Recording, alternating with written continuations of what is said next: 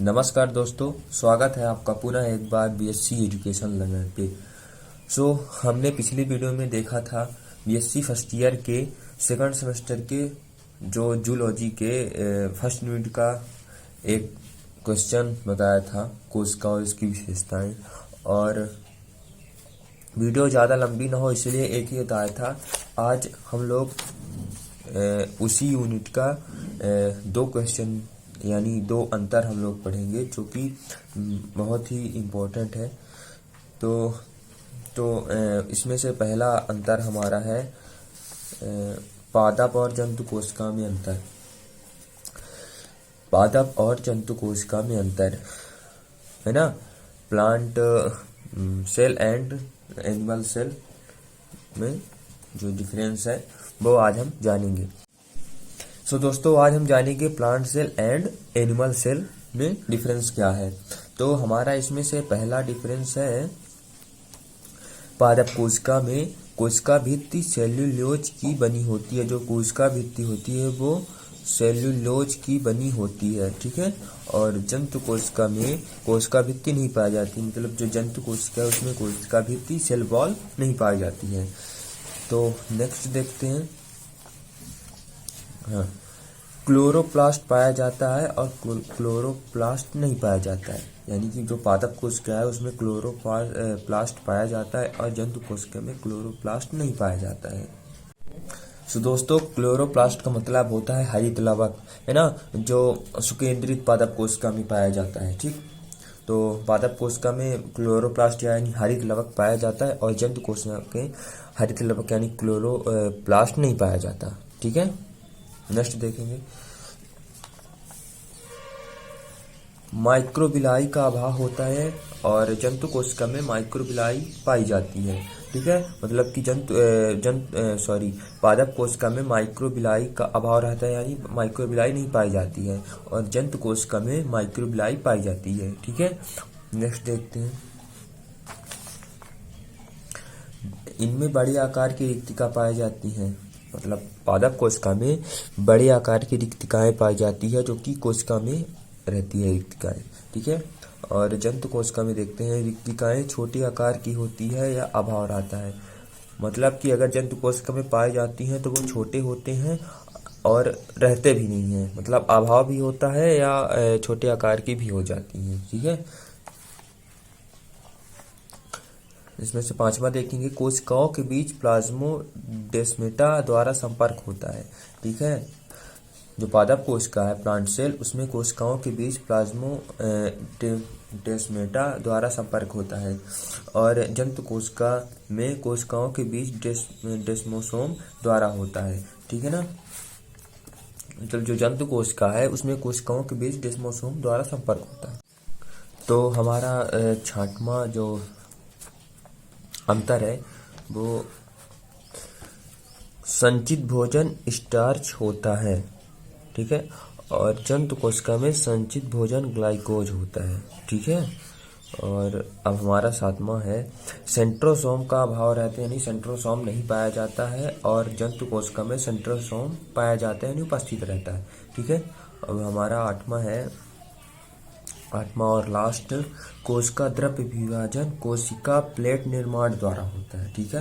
यानी पादप कोशिका में जो कोशिका द्रव्य विभाजन कोशिका प्लेट निर्माण होता है, ठीक है, और कोशिका द्रव्य विभाजन संकीर्णन होता है, ठीक है ना। मतलब जो जंतु कोशिका में कोशिका द्रव्य का विभाजन संकीर्णन होता है, ठीक है ना।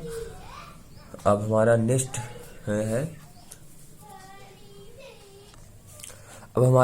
जो क्वेश्चन है इस यूनिट का सबसे इम्पोर्टेंट क्वेश्चन, यानी सबसे important difference prokaryotic and eukaryotic cell, ठीक है ना।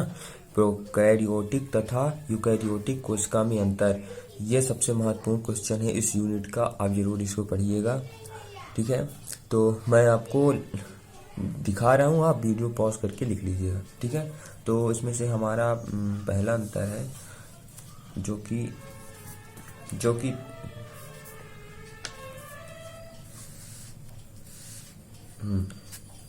कि अंतर के आधार पे बताया गया है, ठीक है ना। तो कोशिका भित्ति यानी सेल वॉल, ठीक है, इसमें जो प्रोकैरियोटिक कोशिका में है यदि पाई जाती है, मतलब पाई नहीं जाती है, अगर पाई जाती है कोशिका भित्ति प्रोकैरियोटिक कोशिका में, तो प्रोटीन, अमीनो अम्ल तथा कार्बोहाइड्रेट्स की बनी होती है। यानी कि कोशिका भित्ति अगर पाई जाती है तो वो प्रोटीन और अमीनो अम्ल के कार्बोहाइड्रेट की बनी होती है। ठीक है ना, इतना तो आप समझ गए होंगे। अब है पादप कोशिका में सेल्यूलोज की बनी होती है, जंतु कोशिका में अनुपस्थित होती है। यानी कोशिका भित्ति पादप कोशिका में सेल्यूलोज की बनी होती है। ठीक है ना दोस्तों, और जंतु कोशिका में अनुपस्थित होती है। यानी इसके अंतर्गत जो जंतु कोशिका होती है वो उसमें अनुपस्थित होती है। ठीक है, अब हमारा नेक्स्ट है प्लाज्मा झिल्ली। ओके, प्लाज्मा झिल्ली, तो इसमें प्रोकैरियोटिक कोशिका में अनुपस्थित नहीं होती, यानी उपस्थित ही होती है और सरल होती है। ठीक है ना, उपस्थित होती है और सरल भी होती है। ठीक है, और जो यूकैरियोटिक कोशिका है उसमें प्लाज्मा झिल्ली उपस्थित होती है और जटिल, यानी उपस्थित होने के साथ साथ कठोर भी होती है। ठीक है ना, और हमारा तीसरा है कोशिका केंद्रीय भित्ति। ओके, तो केंद्रीय भित्ति प्रोकैरियोटिक कोशिका में नहीं पाया जाता है। यानी कोशिका भित्ति जो होती है वो प्रोकैरियोटिक कोशिका में नहीं पाया जाता है, और यूकैरियोटिक कोशिका में पाया जाता है। यानी केंद्रीय भित्ति यूकैरियोटिक कोशिका में पाया जाता है। ठीक दोस्तों, हमारा पांचवा है गुणसूत्र यानी क्रोमोसोम्स। आपने इसे पढ़ा ही होगा।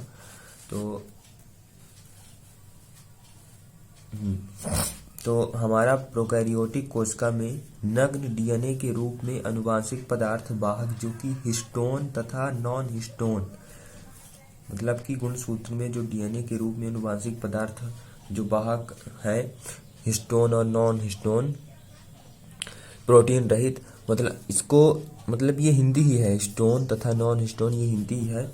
तो ये प्रोटीन रहित अर्थात गुणसूत्र के रूप में नहीं होता है। ठीक है ना, और यूकैरियोटिक में एक से अधिक गुणसूत्र, यानी 1, 2, 3, मतलब एक से अधिक गुणसूत्र उपस्थित होते हैं, जो डीएनए हिस्टोन तथा नॉन हिस्टोन प्रोटीन के साथ संगठित होकर गुणसूत्र के रूप में होता है। ठीक ना दोस्तों, इसको आप लिख लीजिएगा।